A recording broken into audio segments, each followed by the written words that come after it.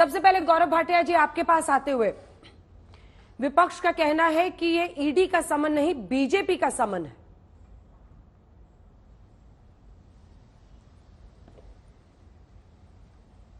अंजना जी, सबसे पहले तो महात्मा गांधी जी की पुण्यतिथि है और इसलिए पूरे देश की तरफ से उन्हें श्रद्धांजलि देते हुए मैं आपसे एक बात साझा करता हूं।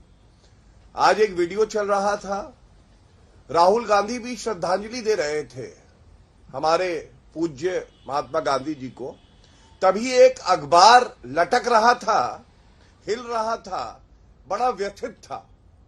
और वो अखबार इसलिए व्यथित था, लटका हुआ था, हिल रहा था, क्योंकि उसमें खबर थी कि हेमंत सोरेन जो भ्रष्टाचारी है वो गायब है और राहुल गांधी खुद भ्रष्टाचारी है। सोचिए महात्मा गांधी जी को कैसा लग रहा होगा। उनको श्रद्धांजलि भी वो दे रहा है जिन्होंने गांधी नाम चुराया और उसके साथ वो भ्रष्टाचार के आरोप पे बेल पे बाहर है। ऑडियो नहीं जा रहा है। अब आपने मुझसे जो सवाल किया, मैं सह सम्मान एक बात कहूंगा, आज सवाल ये नहीं होना चाहिए आपको हमसे कि आपने क्यों किया। पहली बात तो ईडी, सीबीआई ये सब एक कानून के तहत जांच एजेंसी है और ये स्वतंत्र है, निष्पक्ष है, अपना काम कर रही है। लेकिन ये मत पूछिए हमसे क्यों आपने किया, इनसे पूछिए आपने क्यों भ्रष्टाचार किया। पहला सवाल तो ये है, हेमंत सोरेन हो, चाहे वो लालू प्रसाद यादव हो, राबड़ी देवी हो, तेजस्वी यादव हो, सोनिया गांधी हो, राहुल गांधी हो, इन्होंने भ्रष्टाचार किया क्यों, लूटा क्यों देश को, पहला सवाल। दूसरा सवाल मीडिया को यह पूछना चाहिए, आप ये बताइए, अगर मान लीजिए आपका तर्क ठीक है और जांच एजेंसी राजनीतिक द्वेष से आपके खिलाफ कार्रवाई करती है, आपको प्रताड़ित करती है, यही कह रहे हैं ना आप, तो आप न्यायालय क्यों नहीं जाते हैं? न्यायालय जाओ, रद्द कराओ, देश को बताओ, देखो ये होता है सत्यमेव जयते। नहीं करेंगे, और क्यों नहीं करेंगे मैं आपको बताऊं। पहली बात, हेमंत सोरेन, मेरे हाथ में वो आदेश है, न्यायालय गए थे, आपको मालूम है, याचिका को निरस्त किया गया, हाथ में लेके बैठा हूं। और कहा क्या न्यायालय ने कहा कि नहीं, इनका जो केस है वो मजबूत है, हम इनको कोई रिलीफ नहीं देंगे। इसी तरह से याद करिए, Sonia Gandhi, Rahul Gandhi national Herald case में सर्वोच्च न्यायालय तक गए थे अंजना जी। वो आदेश मैं आपके चैनल पे कई बार दिखा चुका हूं और उस आदेश में बिल्कुल स्पष्ट लिखा है कि प्रथम दृष्टया ये दिखाई देता है भ्रष्टाचार किया है गांधी परिवार ने, इसलिए हम लोग हस्तक्षेप नहीं करेंगे। आज सवाल जनता ये पूछ रही है, हम सबने सुना है हत्यारा हो, भ्रष्टाचारी हो, बलात्कारी हो, वो कानून के डर से भाग जाता है। पहली बार ऐसा हुआ है कि कोई मुख्यमंत्री कानून के डर से 51-52 घंटे गायब हो गया।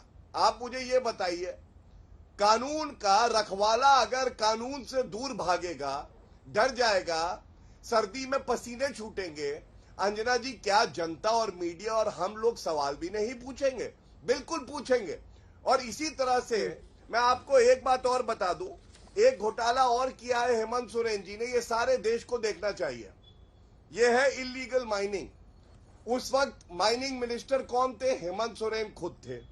जब पकड़े गए कि खुद को पट्टा दिया है, अंजना जी आपको पता है उन्होंने क्या कहा? उन्होंने कहा कोर्ट में कहा कि गलती से मिस्टेक हो गया है, ये पट्टा मैंने अपने आप को दे दिया माइनिंग का।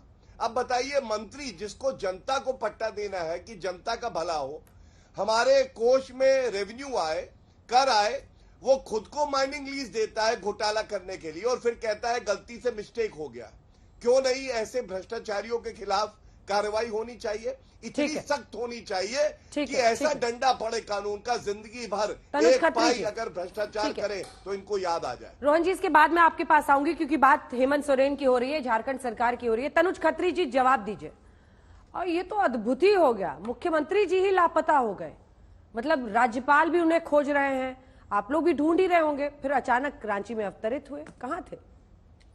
देखिए अंजना जी, आज राष्ट्रपिता महात्मा गांधी जी की पुण्यतिथि है और आज भी ये सवाल जिंदा है कि महात्मा तेरे हम शर्मिंदा हैं, तेरे कातिल जिंदा हैं। नाथूराम को पूजने वाले लोग आज महात्मा गांधी को याद करने की बात कर रहे हैं।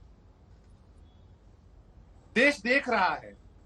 और ये जो अब आते हैं झारखंड के सवाल पर, और जो बीजेपी के प्रवक्ता और आपने जो सवाल किया उस पर, माननीय मुख्यमंत्री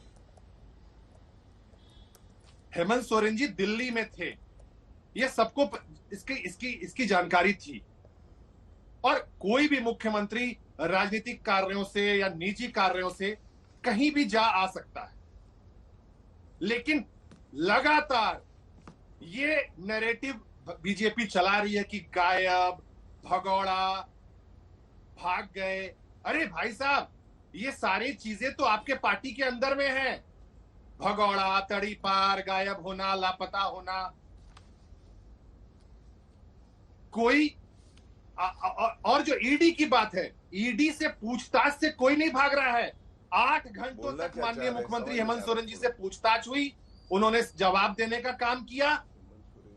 और पुनः 29 से 31 तारीख के बीच में ईडी ने कहा कि दूसरा एक तिथि बताइए और जगह बताइए। 31 तारीख को तिथि भी है और जगह भी मुख्यमंत्री आवास है। इतनी क्या हड़बड़ी थी आपको कि जहां जहां मुख्यमंत्री जाएंगे वहां वहां आप पीछे आएंगे?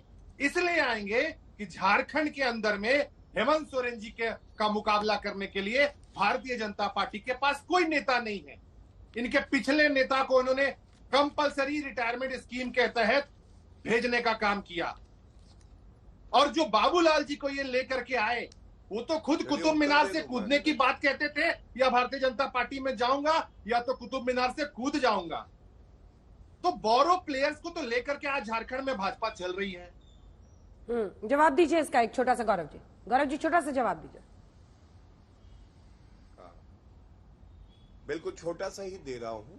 देखिए, जेएमएम के प्रवक्ता भी उतने ही इनोसेंट हैं, क्यूट हैं, जैसे इनके मुख्यमंत्री जो भ्रष्टाचारी हैं। और अंजना जी कह रहे थे, अरे नेता हैं हेमंत सोरेन, कहीं भी आ जा सकते हैं। अरे अच्छा, कहीं भी आ जा सकते हैं।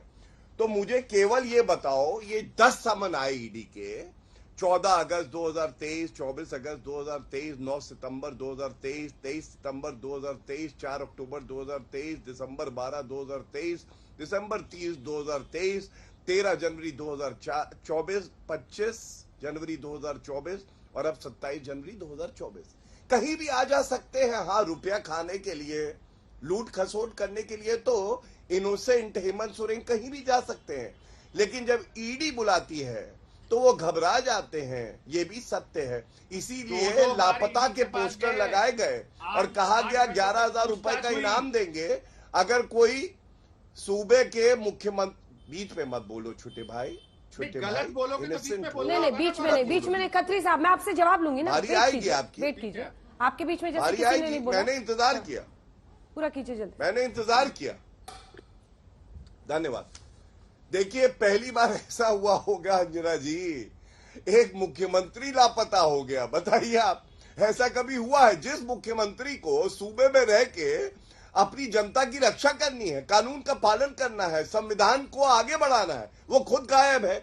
और मैं एक बड़ी जिम्मेदारी से बात कह रहा हूं। मैंने कहा, न्यायालय गए थे वो, पीएमएलए कोर्ट ने उनकी बेल रिजेक्ट करी, उसके बाद हाई कोर्ट में भी उनको रिलीफ नहीं मिला, इन्होंने कोई उत्तर नहीं दिया। मैंने 10 समन की बात उठाई है, अगर कुछ है तीर तर्कश में तो एक उत्तर दे दे।